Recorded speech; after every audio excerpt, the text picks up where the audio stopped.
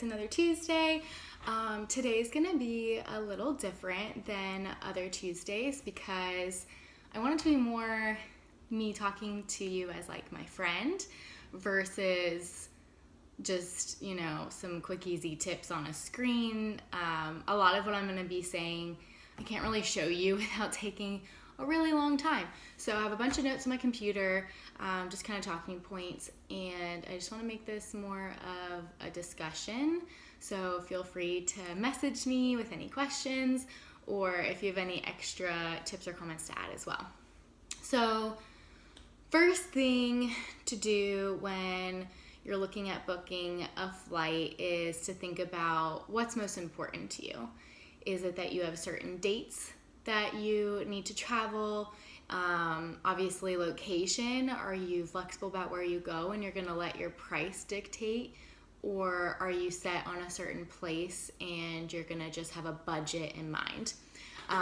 For instance, Southwest, if you know that you're flexible with your travel, if you don't know if you're going to go or not, let's say you're like, oh, I really want to go here, it's a great deal, I'm not sure if I'm gonna be able to get off work though, then go with something that's flexible, that you can roll over the money or have that option to change your flight. Second, if you realize that you don't care about where you sit. So for instance, I love the aisle. I'm a snob and I will continue to sit in the aisle as long as I can because I like having the space. I like that I don't have to get over someone to go to the bathroom. I can get up and move when I want. So I'm an aisle queen, which means for me, restricted sometimes doesn't work. You do get a better deal, but in the end, sometimes I've calculated it, and once you pay for your checked bag, since you don't get any overhead bin space and you can't pick your seat, to me it's just the $60, $30 that you save doesn't become worth it to me anymore. So think about that. Also, again, checking a bag. Are you going to be just using the overhead bin space? Are you going to check a bag because your price that you're looking at, let's say your flight's $265 and it's with United, they make you pay $30 each way for your bag. So now you have to add $60 on top of what you were originally looking at. I, for one, am a credit card holder with American Airlines, so the restricted sometimes does work for me if I'm kind of like, you know what, it's a quick flight, I don't care if I have the aisle, I am going to check my bag, and I can do that for free because of my credit card. Otherwise, you have to pay, like $50, I think it is with American. It's crazy. So just think about that as you start to begin your search. Figure out what's important to you. Are there neighboring airports? So for instance, San Francisco, I am going there now for my birthday weekend to see someone. So I was looking at both Oakland and San Francisco airports because Oakland's actually closer sometimes. And one of the two, sometimes one is more expensive than the other. Right now, Oakland's more expensive, so I'm going to fly into SFO. So it's just things to think about. And another thing to think about is if you're going to do a hotel versus Airbnb, because if you're going to do, let's say, an Airbnb, the check-in time is usually around 3 o'clock, I think. So if you fly into some place and you get there at 9:40 in the morning, you have to think about what am I going to do with my bags for the next, 6 hours. Versus if you did a hotel, like for instance, San Francisco, I'm going to do a hotel because I knew I would get into San Fran around 9:40 in the morning. So I'm going to leave my bags at the hotel and they'll take care of that. But on the flip side, sometimes Airbnbs will have storage units if you're doing something that's more say you're solo travel, or maybe you and your partner are okay with doing more of a hostel setting. I'm doing that when I go to San Diego. For 2 days, I'm staying in an Airbnb, and it's more like a dormitory style. So when I get there in the morning, I get there again 9 o'clock in the morning. I just drop off my bags into a storage that they already give me a code for my room. And then when I come back, when my room's available, I'll have my bags there. And it works on the flip side too. So just keep some of those things in mind. I know some people are like, oh, I book my flight first and then I book where I'm gonna stay. Really, it goes back and forth for me. If I feel like I want to wait on a flight deal, or I want to make sure I time my flight. If I'm going to do an Airbnb, then I will do that. So just think about that, of what, write down what your budget is, what's important to you, what you need to make sure that you're not just going after a really cheap deal. But if that's what you want, something super cheap, then by all means, go for it. Second is, when you're looking at pricing, just compare sites. I know when I asked the question yesterday, everybody said that they look at Google Flights to find the best flight deals. And that was kind of surprising to me, because I feel like that's a very easy option to just kind of go into Google and flight, let's say example, Tampa to San Francisco. I can promise you that what popped up when I did that is not as cheap as how I'm actually going to go get there. So just compare sites. Don't just go with one. Sometimes even going directly to the site is cheaper. You just never know. So some of the search engines that I use would be Skyscanner. That's a big one. It'll track your flights for you. Again, tracking a flight, though, kind of becomes like a frequently searched flight. So that actually jacks up the price when you're frequently searching on the same computer. The computer and the system are going to know, hey, this person really wants to go here. And so you're not going to actually see a good deal. Expedia is a good one. I'll talk probably in a whole nother thing about the Expedia bundle. Don't do it, in my opinion at least. I feel like they purposely get you because they're not going to choose restricted. They're going to choose economy. They're going to choose, the plain, not baseline, but the plain Jane. So if that's something that you're trying to find the cheapest deal on, or you're okay with restricted, then you end up actually getting, the short end of the stick. It actually is cheaper. And I did the research, so next time I'll show you all that. Scott's Flights is another one. So if you're one of those people that's I'll just go wherever the flight deals are. I have this many days. I'll just do that. You don't have a place in mind you want to go to. That's a great option. I get email alerts from them all the time, and it'll say, Buenos Aires starting at 300. It's cool, from where? So a lot of times, if you can figure out, if you're going internationally, how to get yourself somewhere, JFK, I would never do, unless it's, it works out, but if you go from, let's say, Tampa to JFK to Europe, if you're just booking it straight through American and they do the layover in JFK, you could end up paying a lot of money than if you found a deal from JFK or from Philadelphia over to Europe and you found out a way how to get yourself up there instead. So I guess that's another point I made later. But don't be afraid to do multiple airline companies. The San Francisco trip, I am taking United on the way over. It's a nonstop flight to San Francisco. And then on the way back, I'm actually doing American.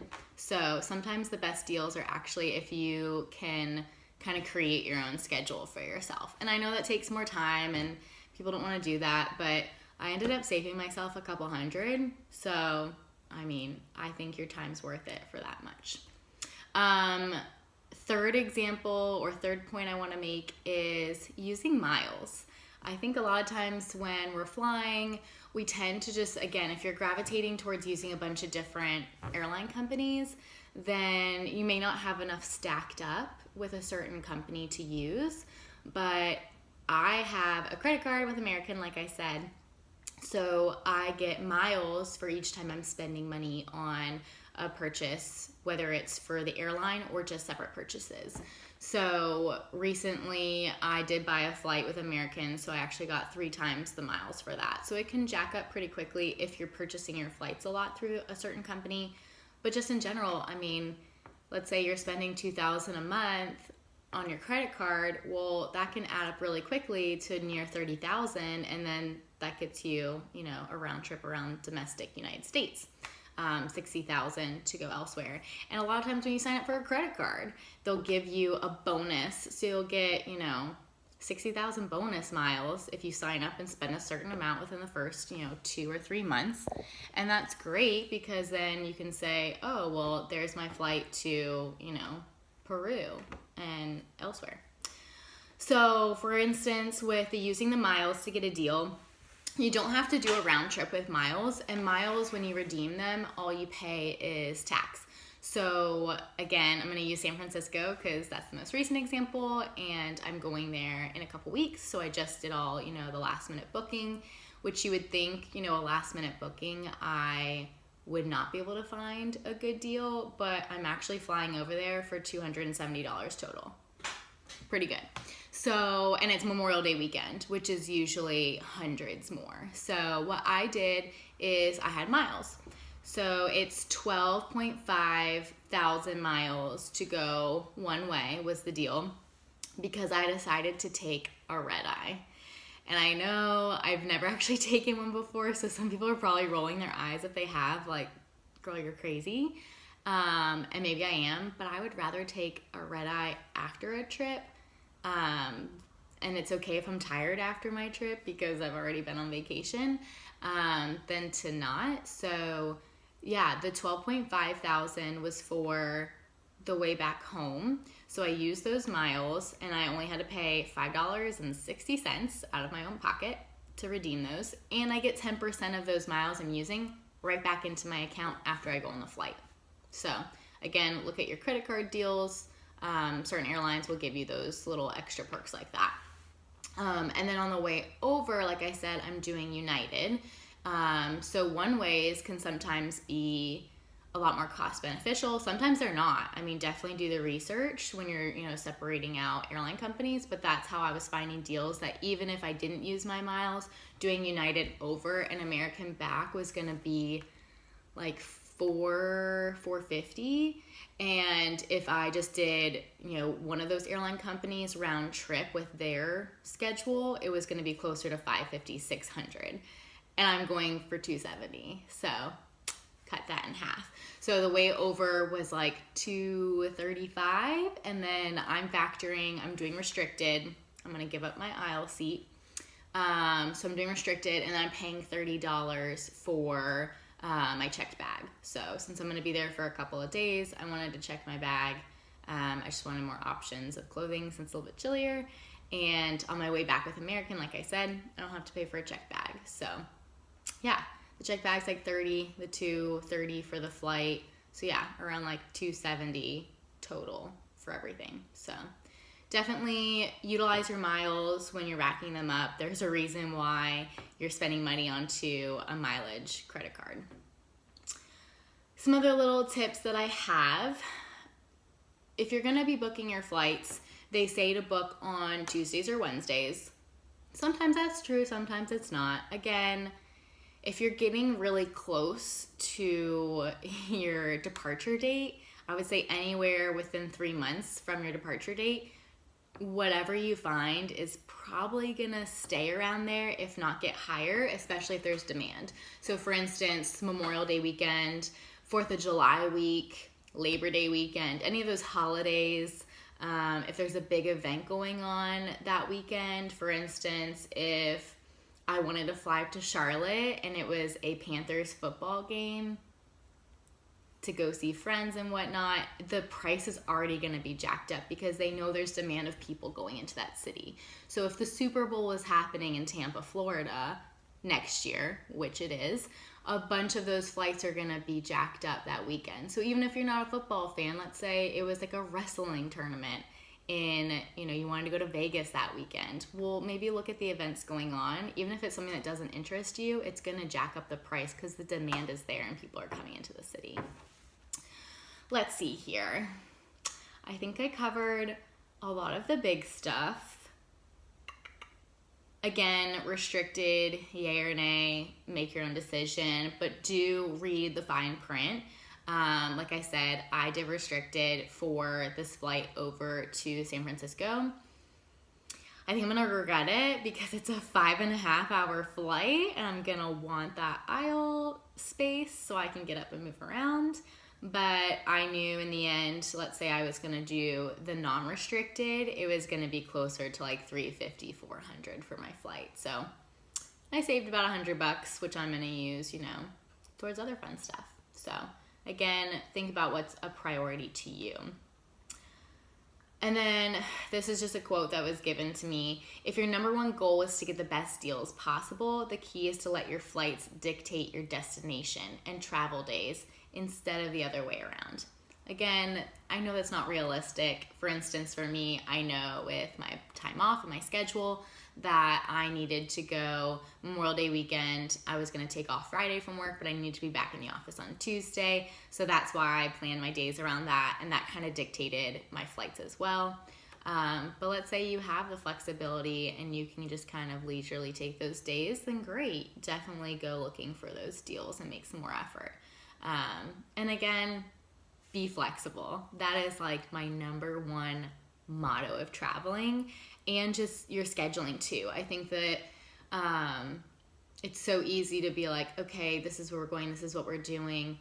But I even notice I never book anything that's non-refundable. I never book anything that I couldn't transfer the cost or change my flight, just because things happen, like it's life.